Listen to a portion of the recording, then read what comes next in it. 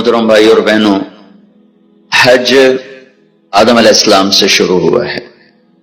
عبادات میں کوئی اجتہاد اور عقل نہیں، جیسے اللہ نے کہا ہے ویسے کرنا ہے۔ نماز اپنی عقل سے ہم معلوم نہیں کر سکتے، روزہ ہے، حج ہے۔ عبادات میں جیسے آسمان والے نے بتایا اور جیسے جناب رسول اللہ صلی اللہ علیہ وسلم نے کر کے دکھلایا، بس ہم نے وہ کرنا ہے۔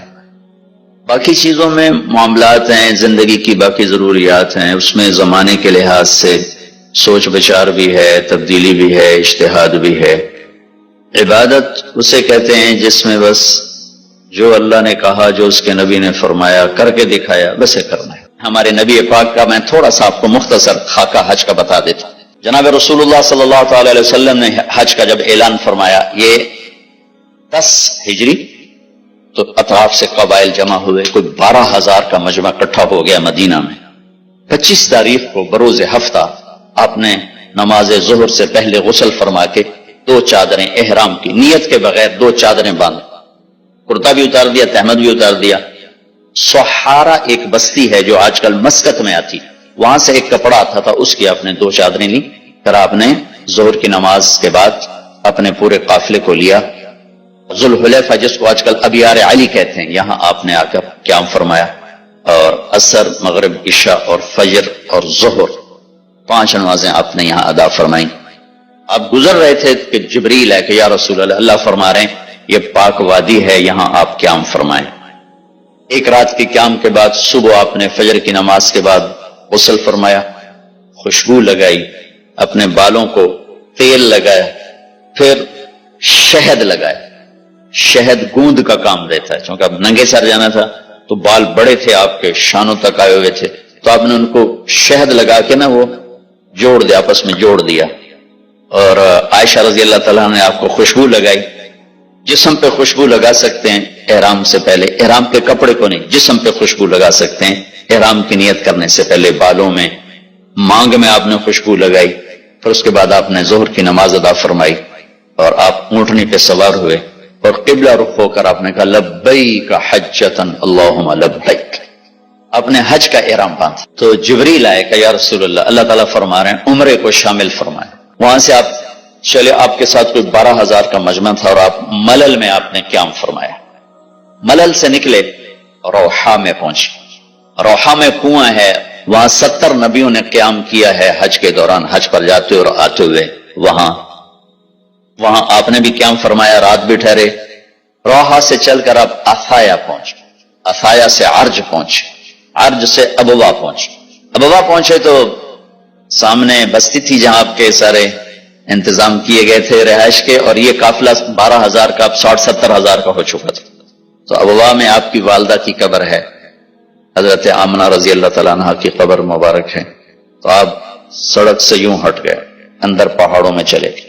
اکثر مجمع تو نیا تھا، انہیں نہیں سمجھ میں آیا کہ اللہ کے نبی اندر کہاں جا رہے ہیں۔ چندے کو پتا تھا کہ آپ کہاں جا رہے ہیں، تو آپ چلتے چلتے چلتے چلتے چلتے ایک جگہ آپ نے اونٹنی کو بٹھایا، کوئی وہ 70-80 فٹ اونچا پہاڑ ہے، تو وہاں سے آپ اوپر چڑھے۔ یہ اپریل کا مہینہ تھا اور ماں کی قبر کے سرانے تشریف لائے، اور یوں آپ نے گھٹنے اٹھائے اور ہاتھ یہاں رکھے اور سر یہاں دیا، یہ پوزیشن بنائی جیسے چھوٹے بچے بناتے، اور پھر جوں سرہانے بیٹھ کے رونا شروع کیا۔ صدمہ تو چند دنوں بعد بھول جاتا، میں اب اپنی ماں کے یاد میں رونا بھی چاہوں تو رونا نہیں آتا، اپنے باپ کی یاد میں رونا بھی چاہوں تو رونا نہیں آتا۔ اور میرے نبی کو 57 برس گزر چکے تھے ماں کے گئے ہوئے، تو وہ 57 سال پرانا درد ابھی زخم بھرا نہیں۔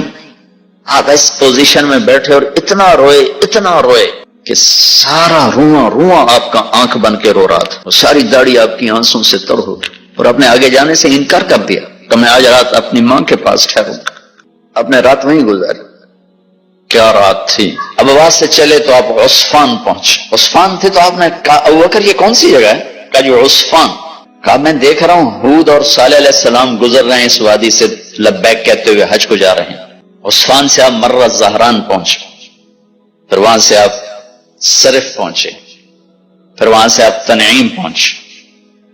تنعیم میں آپ نے احرام کی چادروں کو تبدیل فرمایا. جو 2 چادریں مدینہ میں زیب تن فرمائی تھی، تنعیم اتار کر 2 نئی چادر اسی کپڑے کی. کہ مکہ کے ٹاپ سے آپ انٹر ہوئے اور بیر زی طوا کے کنویں پر آ کر آپ نے قیام فرمایا. یہ ہے اتوار کی رات، 25 کو چلے اور 4 کی رات کو، یہ مہینہ 29 کا تھا، تو 4 کی رات کو آپ مکے پہنچ گئے. اور اتوار کو صبح آپ نے غسل کیا، خالی پانی بہایا اور عمرہ کے لیے تشریف لے گئے. صفا مروہ کی طرف سے آپ پہنچے. بابو بنی شیبہ کے سامنے آپ نے اونٹنی کو بٹھایا تو بنو ہاشم خاندان کے بچے آ گئے. ان سب کو اب ملے، کئیوں کو اونٹنی پہ بٹھا لیا، کئیوں کو پیار کیا، گلے لگایا. پھر ان سب سے ہو کر بابو بنی شیبہ، یہ بابو بنی عبد مناف تھا، آپ کے خاندان کا دروازہ تھا، اس سے آپ انٹر ہوئے. اور جب آپ فارغ ہوئے تو بابو بنی مخزوم سے آپ باہر نکلے. آپ نے جاتے ہی حجر اسود کا بوسہ لیا، پھر سجدہ کیا، پھر بوسہ لیا، پھر سجدہ کیا، پھر بوسہ لیا، پھر سجدہ کیا. پھر آپ رونے لگے، بہت روئے. اس کے بعد آپ طواف شروع فرمائے. تیسرے یا چوتھے چکر میں آپ نے پانی پی پیا اور حضرت عمر سے فرمایا کہ عمر، حجر اسود کے بوسے پہ لڑائی نہ کرنا، جگہ ملے تو لے لینا، جھگڑا نہ کرنا. جیسے ہمارے نادانی میں لوگ، وہاں عورتیں بھی ایسی حماقت کرتی ہیں کہ ایک سنت عمل کے لیے فرض چھوڑ دیتے کہ مرد عورت کا یوں آپس میں اختلاط، یہ اس سے بچنا فرض ہے، اور وہ ایک سنت کے لیے گھس رہی اور ادھر لڑائی جھگڑے فساد. قریب بھی نہیں جانا چاہیے. اللہ کا نبی نے استلام کیا، جب رش ہو گیا تو آپ کے پاس ایک لکڑی تھی، وہ دور سے یوں لکڑی کو لگا کر اور اس کا بوسہ لے لے. پہلا آپ نے بوسہ لیا، اس کے بعد رش ہو گیا تو پھر آپ نے ہر دفعہ بوسہ، ایک دفعہ بوسہ لیا. اس کے بعد آپ کے پاس ایک لکڑی تھی، اس لکڑی کو آپ یوں چھوتے تھے اور حجر اسود کو اور اس کا بوسہ لے لیتے تھے. بوسہ صرف ایک دفعہ. پھر جب آپ نے 2 نفل پڑھ لیے اور تشریف لے گئے صفا مروہ کے لیے تو پھر حجر اسود کا بوسہ لیا اور آپ نے جا کر صفا مروہ پہ 7 چکر پورے کیے. بعض روایت میں ہے کہ 3 چکر پیدل کیے، پھر مجمع زیادہ ہو گیا تو 4 اونٹنی پر بیٹھ کر گیا تاکہ لوگ دیکھ لیں. اس کے بعد آپ نے اعلان فرمایا کہ بھئی جن کے پاس قربانی کا جانور نہیں ہے وہ احرام کھول دو. تو صحابہ نے کہا یا رسول اللہ آپ کھولیں. تو آپ نے فرمایا کہ میرے پاس قربانی کا جانور ہے، ابو بکر کے پاس، عمر، زبید، طلحہ یہ نہیں کھولیں گے جو کہ ان کے پاس بھی قربانی کا جانور ہے، باقی جن کے پاس نہیں کھول دو. تو سب نے کھول دی اور حج افراد بھی تمتع بن گیا، حج قران بھی تمتع بن گیا. اب نہیں ہو سکتا، جو نیت کریں گے وہی کرنی پڑے گی، لیکن اللہ کے نبی کا خاص حکم تھا تو سب کا حج تمتع بن گیا. پہلا جو ان اول بیت وضع للناس للذی ببکہ، آدم علیہ السلام کے دور میں اس کی کیا حیثیت ہوگی؟ ہم اگر تصور میں لانا چاہیں تو ناممکن ہے. تو آدم کو اتارا سری لنکا، وہاں سے چلایا کہ جاؤ میرا گھر بناؤ. کون رہبر تھا، کس طرح وہ یہاں پہنچے ہوں گے. اور یہ اب بھی آپ دیکھ رہے ہیں نشیب ہے، نیچے ہے، اس وقت تو بہت ہی نیچے تھا. یہ صفا مروہ اور جبل ابی قبیس، جبل قیقعان پرانا نام، اس طرف ان کے درمیان یہ پہلی کی طرح وادی تھی. یہاں اللہ نے آدم علیہ السلام سے گھر بنا. بے بکہ، بکہ کہتے ہیں گردن ٹوٹنے. اتنی مشقت اور ازدحام کو، رش کو بکہ کہتے ہیں، رش ہو جانا. تو اس وقت تو آدم علیہ السلام کے سوا کوئی بندہ نہیں تھا. اللہ نے نام لیا بے بکہ. اور پھر آدم علیہ السلام کو حج کروائے. ہندوستان سے آتے تھے اور یہاں حج کر کے جاتے تھے، اور دونوں کی قبریں اب ادھر ہی ہیں کہیں ارض مقدس میں، واللہ عالم کہاں پر. پھر اللہ کے نبی سے 2000 سال پہلے اللہ تعالیٰ نے ابراہیم علیہ السلام کو کہا کہ بناؤ. ہمارے نبی سے 2000 سال، جبکہ نوح علیہ السلام کے طوفان سے یہ سارا گھر بہہ گیا تھا اور صرف ایک ٹیلا تھا. اور آپ اس آیت پہ غور کریں، اذ یرفع ابراہیم القواعد من البیت، اذ یرفع ابراہیم القواعد من البیت. جب ابراہیم علیہ السلام دیواروں کو اٹھا رہے تھے، بنیاد نہیں کہا، بنیاد آدم علیہ السلام والی تھی، جو بنیاد کھود کے آدم علیہ السلام نے بنائی تھی اس پر دیواروں کو ابراہیم علیہ السلام اٹھا رہے تھے، وہ بنیاد نہیں ہلی، یعنی اور وہ آج تک وہی بنیاد ہے۔ یہ جب اللہ کے نبی کی عمر 35 برس تھی تو بیت اللہ کو توڑا گیا، تو سارے ڈر رہے تھے کہ کیسے کریں، کچھ ہو نہ جائے۔ تو حارث بن نضر ایک قریشی تھا، انہوں نے کہا یا اللہ تیرے لیے ہی توڑ رہے ہیں، اور اس نے خدا مار، تو کچھ ہوا نہیں۔ تو انہوں نے سارا اوپر کی دیواریں توڑ دیں، اور جب وہ آدم علیہ السلام کی بنیاد پہ ماری نا کدال، تو پورے مکے میں اندھیرا چھا گیا، بالکل ڈارک ہو گیا۔ یہ بھی معجزہ ہے، دنیا کی سب سے قدیم بنیاد وہ آدم علیہ السلام کی رکھی ہوئی آج بھی موجود ہے۔ یرفع ابراہیم القواعد من البیت، بنیان من البیت نہیں فرمایا، قواعد، بنیاد کے اوپر انہوں نے دیواروں کو اٹھایا۔ تو جب اس وقت ہمارے نبی سے 2000 سال پہلے کیا نظام چلایا؟ حضرت ہاجرہ کو بیٹا دیا، سارا کو نہیں دیا۔ سارا تو آپ کی ایج فیلو تھی، 80+ دونوں تھے، ہاجرہ ہوں گی 24-25 سال۔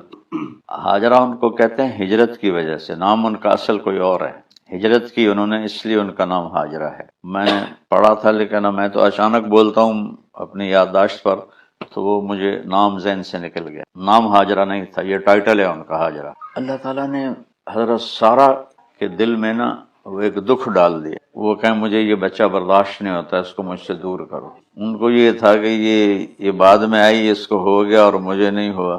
تو ابراہیم علیہ السلام کہ تو وہ دل تو پکڑ لیا تھا انہوں نے، کب دعائیں مانگنی شروع کی۔ 20-25 سال کی عمر میں اگر شادی ہوئی ہوگی تو 84 عمر میں بیٹا ہوا، 84 سال کی عمر، تو اس نے تو دل پہ قبضہ کر لیا، ان کا دل نہ چاہے۔ تو جبریل آیا کہ اللہ تعالیٰ فرما رہے ہیں جیسے سارا کہہ رہی ہے ویسے کرو، اس کو دور لے جاؤ۔ انہوں نے پوچھا کدھر لے جاؤں؟ کہ جبریل آئے گا اور وہ راستہ بتائے۔ جبریل انسانی شکل میں آئے، اونٹنی پر آگے آگے، اور ابراہیم علیہ السلام اونٹنی پر پیچھے پیچھے، بچہ گود میں، ہاجرہ پیچھے، اور اب آپ فلسطین سے یہاں کا سفر۔ جبریل چاہتے تو یوں اٹھا کے لے آتے، لیکن اللہ نے اسباب کا نبیوں کو بھی پابند بنایا ہے۔ اب دیکھیں مکہ سے بیت المقدس تک آپ کو براق پہ لے گئے اور اوپر اپنی قدرت سے لے گئے، نہ جبریل نے پکڑا، نہ جبریل نے اٹھایا، نہ کندھوں پہ بٹھایا، کن فیکون کے ساتھ اوپر گئے، جبریل کے محتاج ہو کر نہیں گئے۔ تو سارا یہ سفر کروایا۔ تو اللہ کے نبی سے 2000 سال پہلے یہاں کیا ہوگا؟ آپ لوگ گئے ہو، کتنا کچھ سبزہ ہے وہاں آج بھی ہے، گئے ہو نا اردن؟ ہاں جی جی، کتنا کچھ سبزہ ہے، خشک پہاڑ ہے بالکل۔ تو اس وقت کیا ہوگا؟ اب وہاں سے وہ چلتے ہیں، اور چلتے چلتے چلتے پتہ نہیں کتنے دن لگے ان کو، کوئی راستہ نہیں، کوئی پہلے سے راستہ ڈیزائن کوئی نہیں نا، کس طرح انہوں نے وہ سفر طے کیا ہوگا؟ کن فیکون سے نہیں ہوا۔ جبریل بھی انسانی شکل کی مشقت برداشت کرتے ہوئے چل رہے تھے۔ جب ایک صحابی نے کہا یا رسول اللہ، احد کی جنگ میں آپ کے دائیں بائیں 2 آدمی بڑی بے جگری سے لڑ رہے تھے، وہ کون تھے؟ آپ نے کہا تو نے دیکھ لیا تھا؟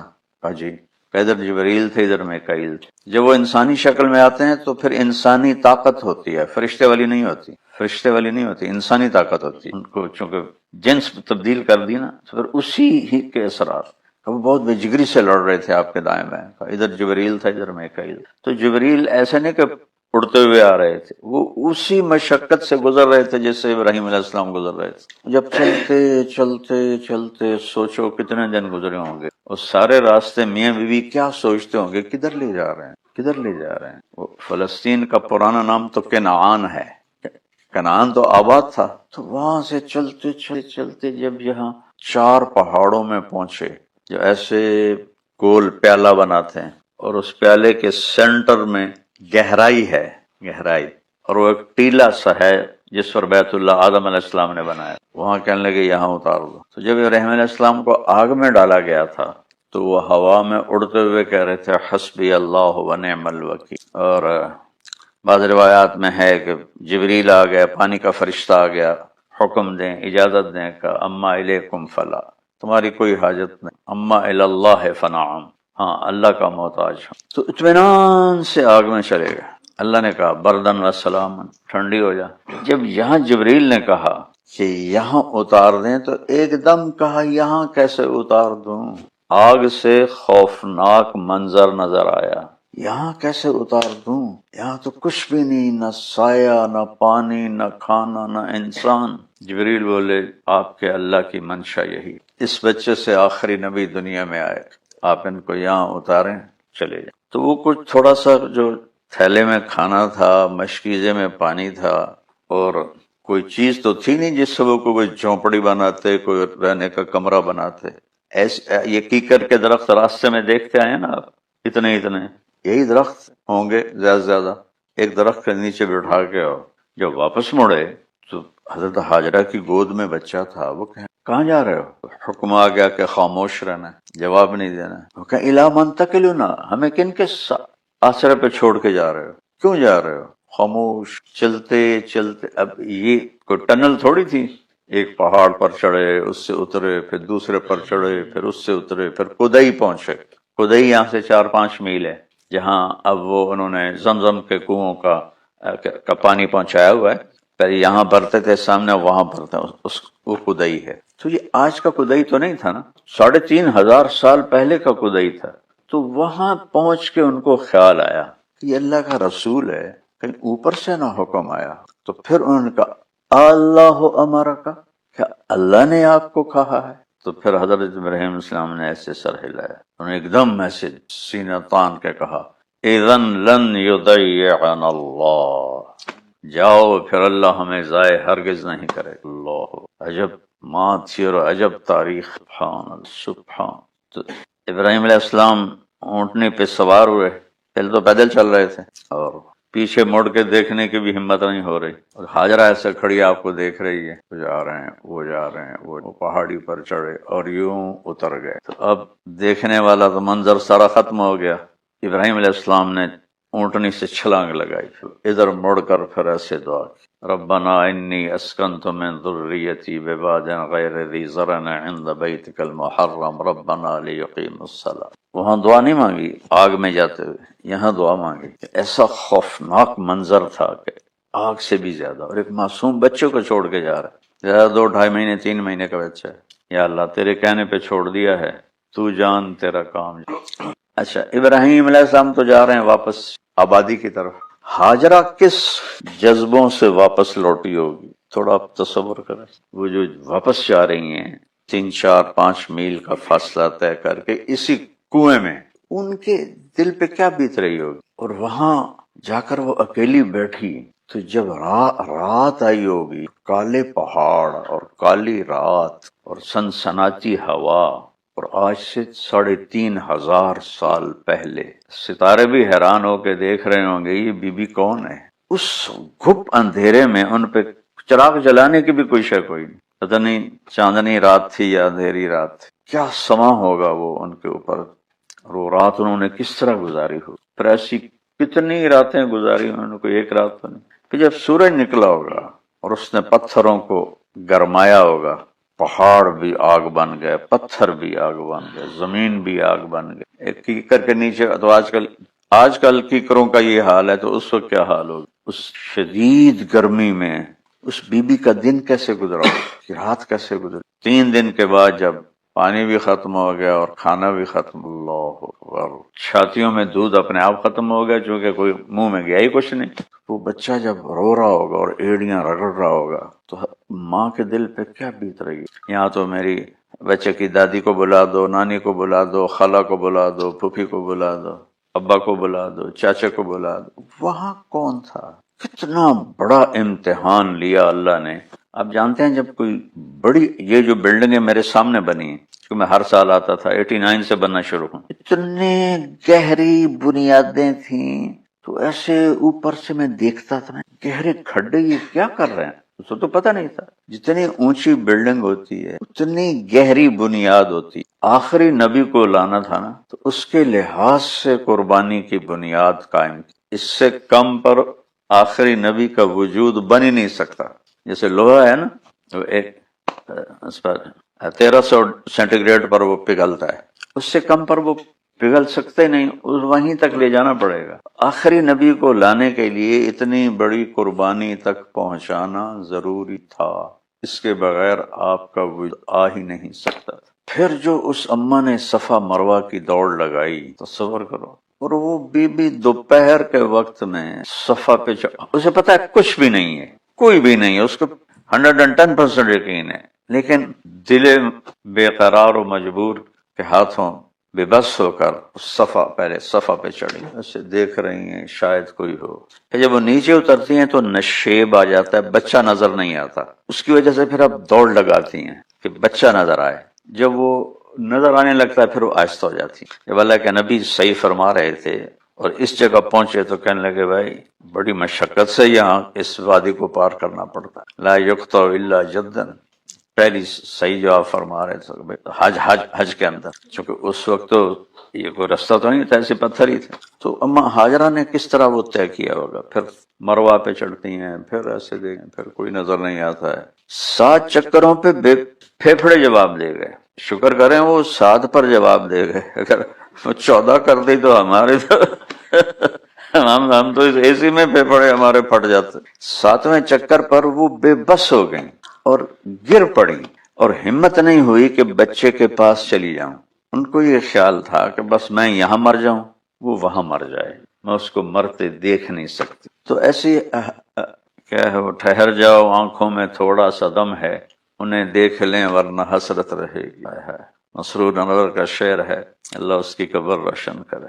کیا شعر ہے، ٹھہر جاؤ آنکھوں میں تھوڑا سا دم ہے، انہیں دیکھ لیں ورنہ حسرت رہے گی۔ تو وہ ماں نے ایسے دیکھا کہ میں آخری نظر ڈال لوں، تو وہاں ایک شخص کو کھڑا ہوا دیکھا۔ وہ جب دیکھا ہے کوئی مرد کھڑا ہے تو وہ مردہ جسم میں جان آ گئی، یہ کون ہے میرے بیٹے کے پاس؟ پھر دوڑ لگائی، جیسے بجھتی شمع بھڑکتی ہے نا، آگے کیا ہو چکا ہے ان کو تو پتہ ہی نہیں تھا۔ جب وہ پہنچے ہیں تو آدمی غائب، اور اسماعیل کی ایڑیوں سے پانی ایسے، آج تک اس کے سورس کا پتہ کوئی نہیں، آج تک۔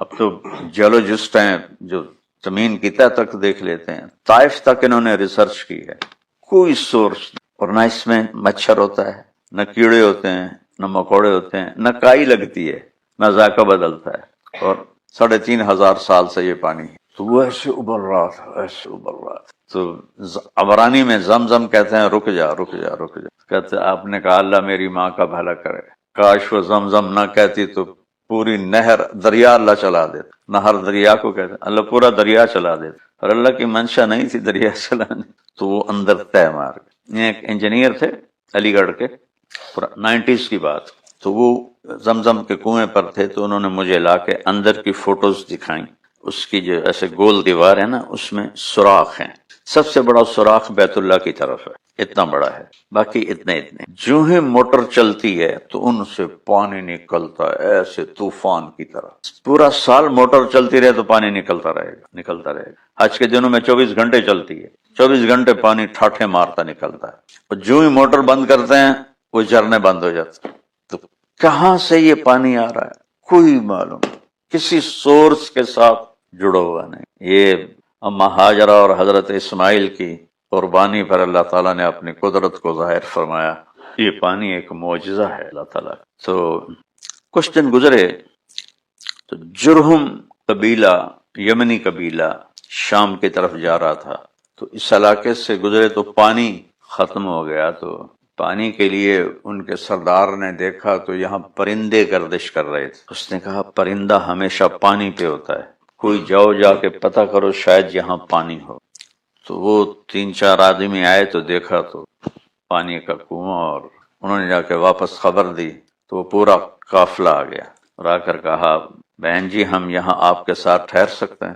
تو انہوں نے کہا ہاں لیکن پانی پہ قبضہ میرا ہوگا۔ ان کا نہیں، بس ہمیں پینے کے لیے چاہیے۔ اس طرح اللہ نے یہاں آبادی فرمائی، اور قبیلہ جرہم یہاں آ کے آباد ہوا، اور حضرت اسماعیل علیہ السلام انہی میں پروان چڑھے۔ یہ یمنی قبیلہ تھا۔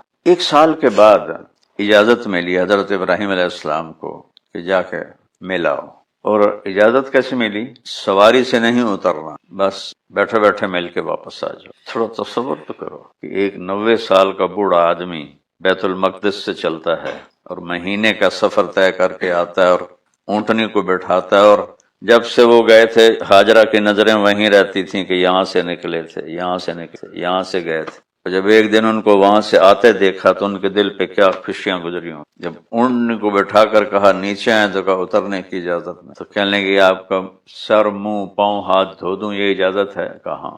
تو ان کو اونٹنی پر بیٹھے بیٹھے ان کے منہ دھویا، سر دھویا، ہاتھ دھوئے، پاؤں دھوئے، بچے کو گود میں دیا، انہوں نے پیار کیا، واپس چلے.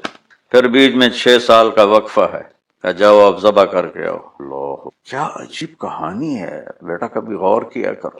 ہمیں تو اللہ ایسے پھولوں کی طرح لے کے چل رہا ہے. عمر کیا ہے اس وقت ان کی؟ کوئی 96 سال عمر ہے. جاؤ ذبح کرو. اب ایک آدمی چھری اپنی جیب میں ڈال کر 1 مہینے کا سفر کرتا ہے کہ میں بکرا ذبح کرنے نہیں جا رہا، بیٹے کو ذبح کرنے جا رہا ہوں. تو ان کے اندر کیا گزر رہی ہوگی؟ ہر قدم پر، ہر لمحے پر کتنے لاکھوں خیال آتے ہوں گے، جاتے ہوں گے، کیسے کروں، کیا ہوگا.